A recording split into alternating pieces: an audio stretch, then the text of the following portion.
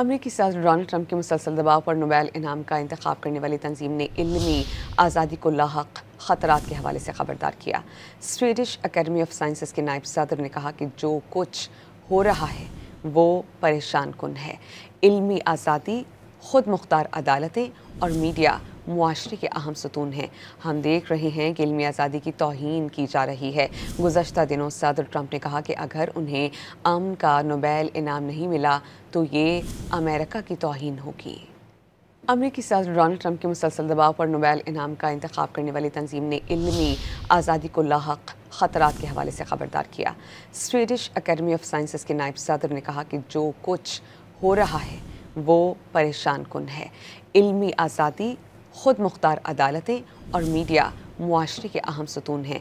हम देख रहे हैं कि इल्मी आज़ादी की तौहीन की जा रही है। गुज़श्ता दिनों सदर ट्रंप ने कहा कि अगर उन्हें अमन का नोबेल इनाम नहीं मिला तो ये अमेरिका की तौहीन होगी।